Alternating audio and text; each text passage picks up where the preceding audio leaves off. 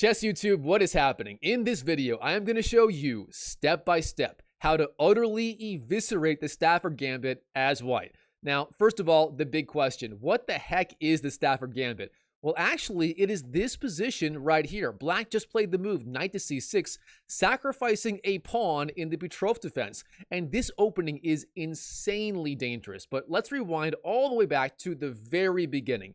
In the game, white opens 1e4, best by test, and black goes e5. The open games are on the board. From here, white goes knight f3, pressuring the pawn on the e5 square, and black's main move here is going to be knight c6. But instead, in the Stafford Gambit, black continues with the move knight to f6, the betrothed defense, counterattacking against the vulnerable pawn on the e4 square.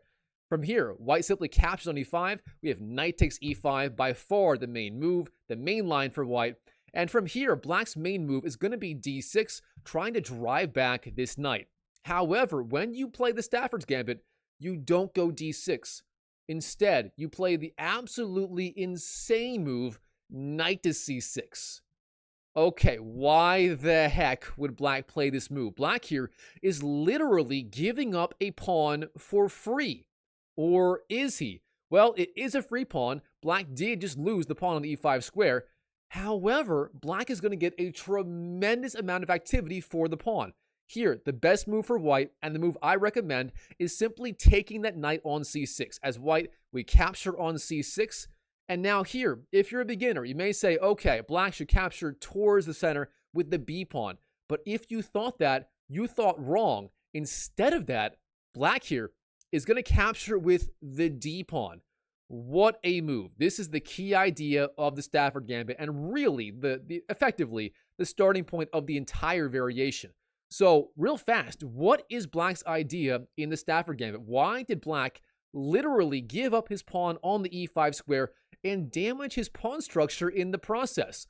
Well, black here, he has tremendous compensation for that one pawn. The whole point is black, everything is going to hone in on the weak f2 point in the white camp. Black is likely going to go bishop c5, pressuring f2, and from there, maybe knight g4, pressuring f2 again, or even queen d4, threatening checkmate in one move on the f2 square. So again, black's entire idea is bishop c5, followed by queen d4 or knight g4, further pressuring the weak f2 point. And it's actually not that easy for white to defend, and Eric Rosen himself, the international master and streamer, he has won so many games from this position. But don't worry, I have a secret move in this position that literally shuts down the Stafford's Gambit once and for all. But before I show you that secret move, I do want to show you the insane game. It took less than 20 moves for Eric Rosen, the international master, to checkmate a grandmaster at the 2024 World Blitz Championships. This game shows you how dangerous this opening is for white. I have to show it to you. And after that, I will show you the secret move for white and how to completely shut down this opening. And by the way, if you make it to the very end of this video, I'll show you my free course in the betrothed defense for white, including the free section in that free course for how to crush this opening. I'm literally giving you a free downloadable PGN file in how to crush the Stafford's Gambit, but you only find it if you make it to the very end of this video. So first of all, the game by Eric Rosen in late 2024. This game was insane. It led to a very fast checkmate. In the game, white went knight c3. I do not like this move. I'm going to show you my secret move later in this video. From here, Eric plays the very obvious idea of bishop c5. Then, white went bishop e2, but here, Eric Rosen, he plays the key move in the Stafford Gambit. That is the move h5, gaining space on the king side and threatening knight to g4 ideas, with the knight being supported by the h-pawn. This is one of the key ideas for black in the entire variation, and already white is in a lot of trouble. From here, white went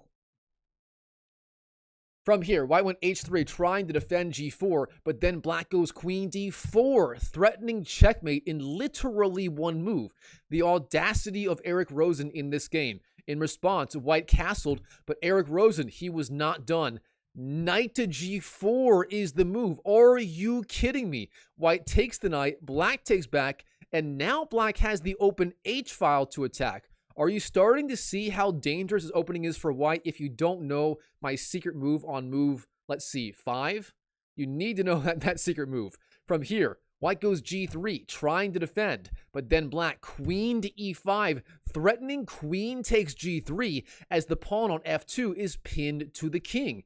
In response, white goes king g2, defending g3 again, but then Eric Rosen flies in with the bishop. Bishop takes f2, the clean bishop sack. What's the idea? White takes the bishop, but then queen to h5, threatening queen to h2 ideas. All right, now white goes bishop f3, trying to defend, but that is the beginning of the end. Eric Rosen, he takes the bishop, white takes back, and then queen to h1 is literally checkmate. Eric Rosen checkmated a grandmaster in 14 moves in the 2024 World Blitz Championships with the Stafford Gambit. This is how dangerous this opening is. And if you don't know my secret move, you will be in so much trouble versus this opening. Now, the big question, what is the secret move for white? Well, going to the beginning, e4, e5, knight f3, knight f6, knight takes e5, then knight c6. We take the knight and black takes back. Now here, according to the engine, the best move for white is going to be d3, but I do not like that move at all.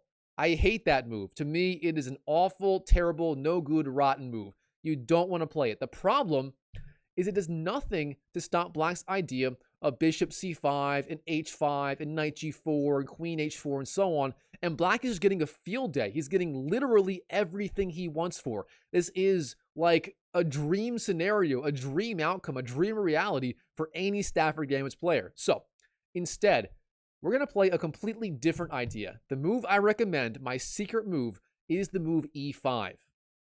Now, this move is not the strongest according to the engine. As you can see, the engine doesn't like it that much. The evaluation drops quite a bit when white goes e5, and according to the engine, about half of white's advantage is lost. However, in my opinion, this move is the best move in the position between two human players, and I'm going to show you why in this video. From here, the knight has got to go somewhere. First of all, h5 and g4 are basically out. h5, you lose the knight. g4 is just premature, is not doing anything, and white can just go h3, driving back the piece. Easy peasy lemon squeezy. What else can black do? Well, going back to g8 is not a good idea either. The knight on g8 doesn't inspire, and black is down a pawn for free. Therefore, the only two reasonable ideas are knight to e4 and knight d5. But first of all, knight d5 also isn't that good. The knight does not contribute to the attack against the white king. And after all, that is the entire idea of the Stafford Gambit. If black goes knight d5, all you have to do as white is simply go d4, and you get a beautiful pawn center. And if black goes c5, all you have to do is simply c3, bolstering the pawn. And as white, you can just castle and get a great game. So, the key move for black, the move you will almost always face online after e5, is going to be the move knight to e4. Literally nothing else even comes close to being as strong or as popular as this in an online game. However, as white, we're going to play our key idea. Black here would absolutely love to play the move bishop c5, threatening f2 with the knight, with the bishop, and so on, threatening queen d4, threatening queen to h4, and black's going to have a field day. However, unfortunately for black, it is our turn to move. We have the move here, and we play the simple idea of d4, gaining space in the center. And look at this. It's like a good version of an Alekhines opening. We have the beautiful pawn center on d4 and e5. Very importantly, that d4 pawn, it blocks the bishop from going to c5. Bishop c5 is a terrible move now. If he does that, first of all, c3 is the strongest move, but beyond that, we can actually just take the bishop. For example, d takes c5. Now, black's idea is to trade queens and then go knight takes f2. However, it's actually not that dangerous. Here, black trades queens. We have queen takes, king takes, knight takes f2. The king slides over, black takes the knight, but then bishop d3. We just continue developing, and white has a massive edge as that knight on h1 is going to be lost sooner or later. There is no way to keep it alive in the long run. So overall, bishop c5 is not a good move for black at all. c3 is the best move, but beyond that, taking the bishop is also perfectly fine for white. So If black can't go bishop c5, that is pretty much his entire idea behind the opening. If he can't do that, what else can he do? Well, let's take a look. The move c5 is also very common for black. The point being, he's trying to undermine the pawn center, and if white trades, black can trade queens, take on c5, pressure f2, and so on, and black is still kind of sort of getting what he wants. However, if you watch this video, you're going to know the next move for white, and this move is both a shocker and absolutely devastating for any serious Stafford Gambit player. The move for white, it's a shocker, I'm telling you, is queen to e2. We simply attack the knight, and look at this. There's simply no easy way to defend. First of all, you may say, wait a minute, what about like bishop to f5? Doesn't that defend the knight? No, it doesn't, because white plays the move g4, driving back the bishop, and things are already getting very, very difficult. For example, if the bishop goes back, we play the move h4, threatening the bishop, but also the knight. It cannot go to g5 anymore, and that means f3 is threatening to win the knight. There are so many ideas here. So many ideas, so many ways to win the game. So, here, the best move for black, unfortunately, is taking on f2. He has to literally give up the knight, but even this is not good enough. We take the knight, black takes on g4, but then bishop c4 threatens checkmate in one move. The hunter has become the hunted, as they say. Black must defend. From there, white gets a very easy game with simple moves. We can castle, and we're just completely winning. So overall, bishop f5 in this position, it doesn't cut it. What else can black do? Well, black can also go f5, trying to defend, but this is also no good. Here, white can simply trade on f6, capturing en passant, and get a load of this. That knight on e4, it's pinned by the queen to the king on the e8 square. You obviously can't take with the knight, but you also can't take with the queen, as then you lose the knight. Black has to defend the knight on e4 right away. The only good move is bishop to f5, but from here, white gets a super easy game by piling up pressure on that pinned piece. We go f3 attacking, black castles, we take on e4 and so on, and white's getting a winning game. And by the way, don't worry, you don't have to memorize all of these lines. I have them all in my free online course against the Stafford's Gambit. Again, watch till the very end of this video. I'll show you exactly how to get that course. Don't worry, I promise. Now, heading back to this position right here. What else can black do? Well, capturing on d4 with the queen makes a lot of sense. After all, you win a pawn, you defend the knight, and so on. So is that move good for black? It turns out the answer to that question is a resounding no. As white, we play the move f3. This looks insane, but it all works out tactically. Obviously, if black takes on e5, we take the knight and we win the game. Instead, if black goes, for example, bishop to f5, defending that way, we can just take the knight again, and we get a fantastic game. Here's a sample computer line. Knight c3, long castles, queen f2, offering the queen trade. Queen takes e5, black declines, but white, again, is just fine. We castle soon, and we get a fantastic game, being up literally a piece, that being the extra knight. What about on move 7, the typical idea for black in the Stafford Gambit, that is the move knight to g5. What if black does that here instead of queen d4? The move knight to g5 right here. Live take. Let's keep going. Well, as white, we can play the really simple idea of d5. This move is just so strong. First of all, black here, believe it or not, he actually cannot take the pawn. If you do that, you drop the knight. The queen is the only thing defending the knight. Therefore, black cannot trade here. You lose the knight on the spot. But if you don't do that, like, what can you do? Well, if you go h5, trying to attack, we just go h4, pushing back that knight. For example, knight to h7, knight c3, we defend d5. And look at the position. We have these two strong pawns on d5 and e5. We're up a pawn. The knight on h7 looks like some sort of weird Magnus Carlsen new opening knight. I mean, black is just playing ridiculous moves, and white gets such an easy advantage here. So overall, white is just cruising against 7 knight g5. And overall, against c5 from black, the move queen to e2 simply eviscerates this line of the Stafford Gambit. Black really doesn't have anything he can do to stop this move. And this brings us to maybe, actually, you know what? Yeah, let's cover it. This brings us to the key idea for black in this entire line. Again, the Stafford's Gambit. We take on c6 like this. Black takes back. We go e5. The only challenging idea by black. And the only challenging idea by black is going to be knight e4. But this is also not dangerous. Again, we go d4. And here, we covered c5. Not dangerous. We cover queen takes d4. Not dangerous. We go queen e2 with a huge advantage. Beyond that, what can black do? Well, the strongest move here, at least the most dangerous one, let's say, is the move queen to h4, threatening checkmate on f2. Now, here is the big question. How do you handle this move by black? The first gut instinct you might have is to play the move g3. That move looks logical, but it's actually quite a bit weaker, and black is just completely winning. Here's why.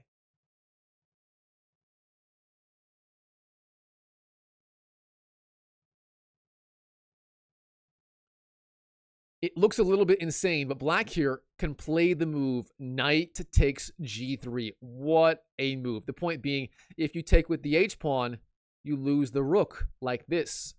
However, if you take with the f-pawn, the weakness of g3 shines. Black plays queen to e4 and then takes on h1 like this, and black is completely winning. So do not, under any circumstances, play the move g3. You will fall for an absolutely nasty trap. You will rage quit from the game and hide your head in shame. Don't do that. Instead, the move here for white, I love this move for white. Queen to f3.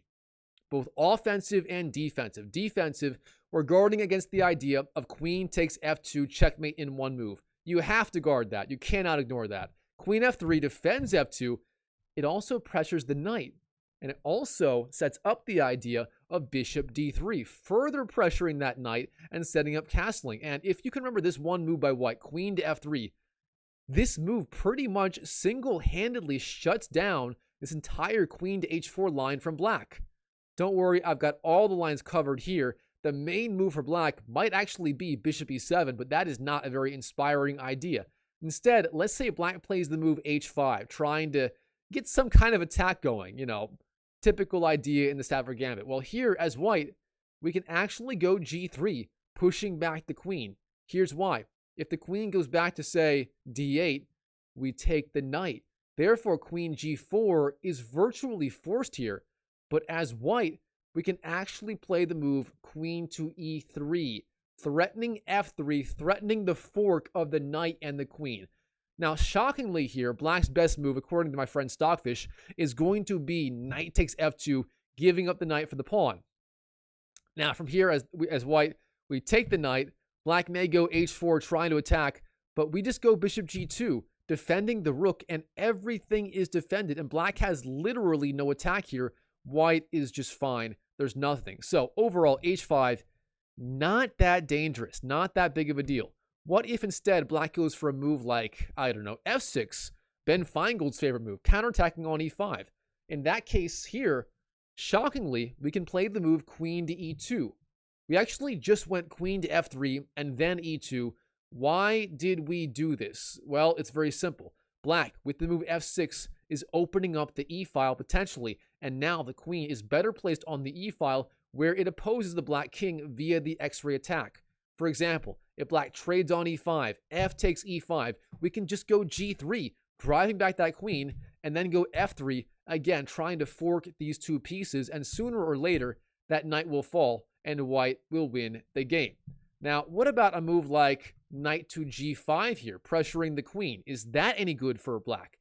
Well, it turns out that is also not good. As white, we play the move queen to g3, pressuring the queen, pressuring the knight. It's not looking good for black. If black slides over, say, queen to e4, no problem. Bishop e2 defends. From here, moves like h6, guarding knight g5, white can go c3, and white's going to get a massive edge. White can always castle, go h4, develop, attack the black king. And if black does try to castle long, for example, here's a sample computer line. If black does try to castle long, that is not a big deal for white. White's going to have ideas, for example, just going f4 and then going b4, a4, b5, and white is going to be absolutely crushing. Again, all this is covered in my free course. Stay tuned till the very end. I will tell you how to access it. Now, finally, black can also go, for example, bishop to e6 here, trying to castle long as soon as possible. But again, it's not that big of a deal. Here, we just go bishop d3, pressuring that knight. And what can black do? If he goes f5, we go queen f4, offering the queen trade. If black goes queen to h5, we go for the brilliant idea of g4, the deflection sacrifice, removing the defender of the knight on e4, that being the pawn on the f5 square. Black takes on g4. He removes the defense of that knight, and we just win the free knight, and we win the game. g4, a brilliant move, and black really has no defense. For example, sample line. If the queen retreats, we go h4, continuing the attack. If bishop e7, we go h5, attacking the queen. And if queen g5, we simply trade queens, then go f4, driving back the bishop. We take on e4, then go f5, driving back the bishop again, and then simply bishop e3 defending. And white is just strategically dominating. You might even say eviscerating black in this game. Now, heading back to move 7 again. What if black plays the main move here, bishop e7, trying to castle fast? Well, as usual, bishop d3 is a fantastic move. We develop, we attack the knight, we set up castling. I mean, what's not to like about this move right here? And black, what can he do? There's really not much he can do. f5 looks interesting, but in that case, we simply go g3, driving back the queen with our queen on f3 already. For example, here, if black goes queen to h3, we drop back, bishop f1, attack the queen. If black goes queen to g4, we take on g4, black takes back, and then bishop d3 attacks the knight, forces it back, and white gets a fantastic game in the endgame. Beyond that, on move 8, black can also go, for example, knight g5, but queen g3 is a simple response, pressuring the queen, pressuring the knight, and getting a winning game. And finally, if black goes bishop g5 here, trying to create some sort of counterplay, the move g3 once again is very, very strong. For example, queen to h3, bishop e3, f5, e takes, knight takes, bishop takes g5, and white is just completely winning in all of these lines. So overall, in my opinion, I think this video right here shows convincingly, once and for all, that the Stafford Gambit with the moves e4, e5, knight f3, knight f6, knight takes, knight c6, and then knight takes, d takes, and finally the key sequence of ideas, e5, intending knight e4, d4. I think this sequence by white, this secret idea that almost no one plays, in my opinion, it simply eviscerates the Stafford Gambit, completely shuts it down as a legitimate try for an opening advantage. As a legitimate try for being a respectable opening. In my opinion, this just shuts it down, and you will get so many free wins as white versus the Stafford Gambit if you play the way I showed you in this video. And by the way, if you want my free PGN file on how to play the Petrov defense as white, including the Stafford Gambit, here is what you need to do. You see this link right here, school.com/chessmindset. That is my free online chess course / community. I'm building out literally dozens of opening courses as we speak. They're all free for right now. All you got to do, go to that link. You'll go to school.com to my school page. From there, all you do, click the join group button. You'll instantly be accepted. From there, go to the classroom tab. There's this tab at the top called classroom. Go to classroom, then go to the course titled White 1E4 Openings. Go to White 1E4 Openings, open that course, and then open up 1E4, E5, go down to Petrov defense, and in the Petrov defense, I break down exactly how to crush the Stafford Gambit. It's all right there. People online are just raving about my free courses right now. I'm getting some incredible reviews about them. So if you want to learn the Petrov defense for white, how to crush the Stafford Gambit, or how to play like 1E4, E5 for white in general, I have courses on all of these things. Go to school.com/chessmindset. Check it out. You will not regret it. It's really a fantastic resource for anyone trying to crush this opening as white and anyone trying to improve with their 1E4 opening repertoire.